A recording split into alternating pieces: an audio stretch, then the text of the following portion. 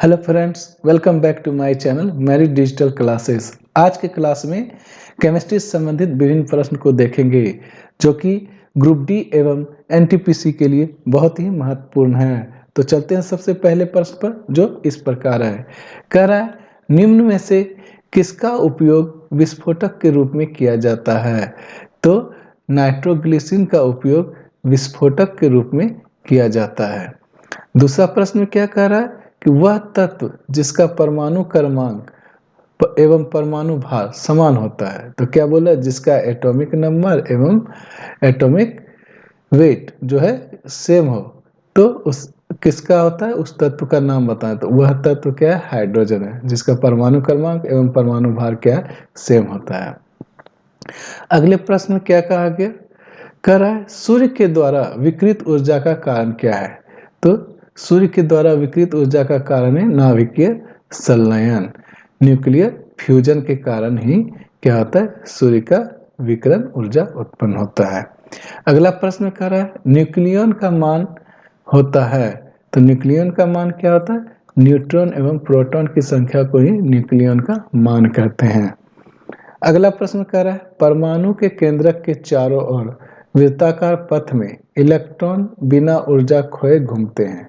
यह किस वैज्ञानिक के द्वारा बताया गया? तो यह बोर के द्वारा बताया गया था कि परमाणु के केंद्र के चारों ओर जो वृत्ताकार पथ है उसमें इलेक्ट्रॉन क्या होता है, घूमते रहता है, वो भी बिना ऊर्जा खोए।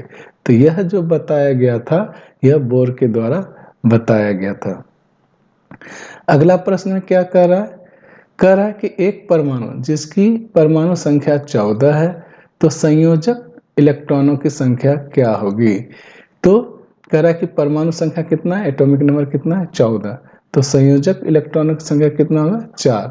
क्योंकि जब इसका इलेक्ट्रॉनिक कन्फिग्रेशन करते हैं तो क्या होता है, पहला कक्षा में 2 इलेक्ट्रॉन जाएगा, दूसरा कक्षा में कितना जाएगा, 8 इलेक्ट्रॉन, और जो बचा रिमेनिंग कितना, 4। तो 2 और 8 को जोड़ेंगे 10 और प्लस 4 कितना हो जाएगा, 14। तो मेरा परमाणु संख्या कितना दिया होता, 14।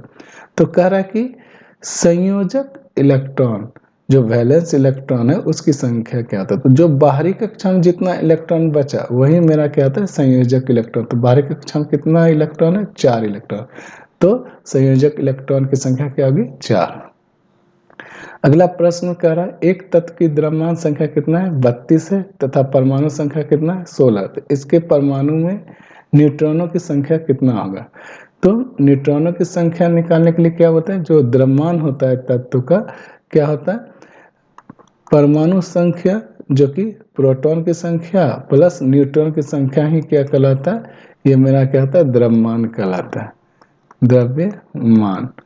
तो इसमें द्रव्यमान मेरा दिया हुआ है, कितना दिया, 32।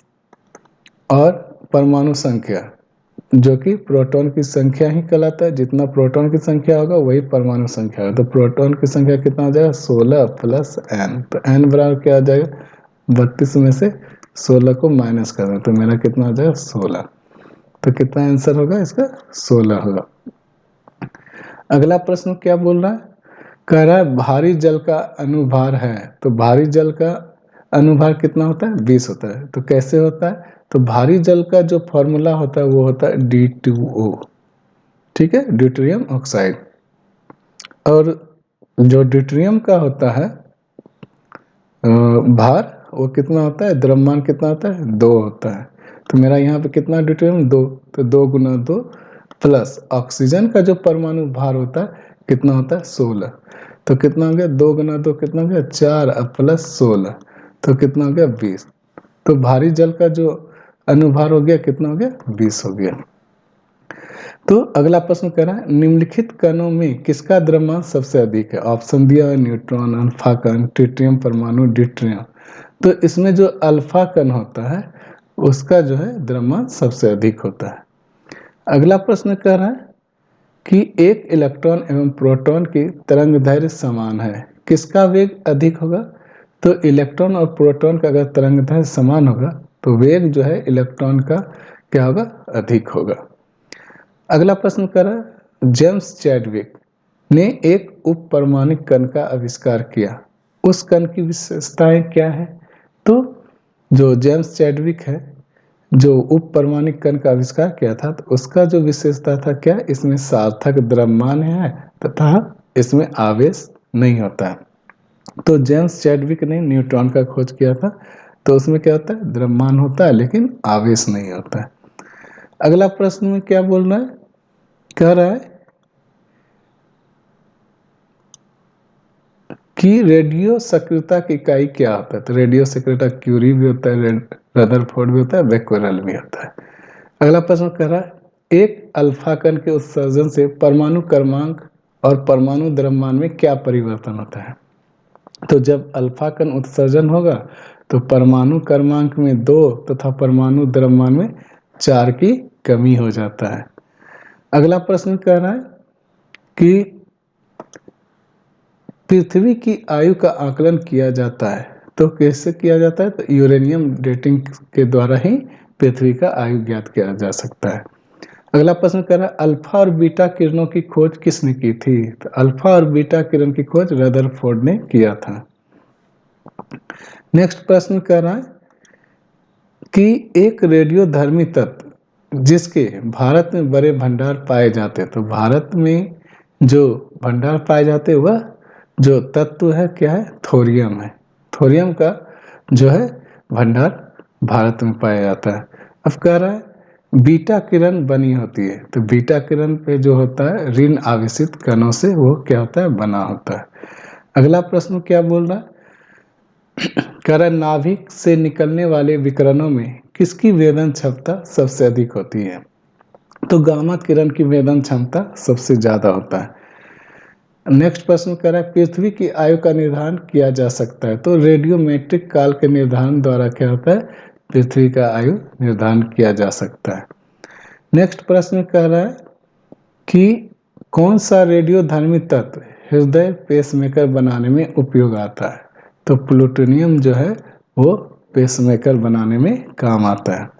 अगला प्रश्न कह रहा है कार्बन डेटिंग में कौन सा सिद्धांत प्रयुक्त होता है। तो रेडियो सक्रियता, यह सिद्धांत क्या होता है, प्रयुक्त होता है। अगला प्रश्न कह रहा है कि रेडियो धर्मिता की खोज किसने की थी। तो रेडियो धर्मिता की खोज हेनरी बेक्वेरेल ने किया था।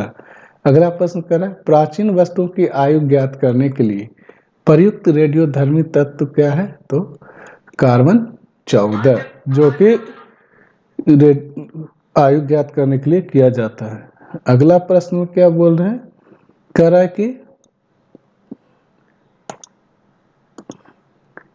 चुंबकीय क्वांटम संख्या निर्धारित करती है एक कक्षक की संपूर्ण ऊर्जा को क्या करता है, निर्धारित करता है।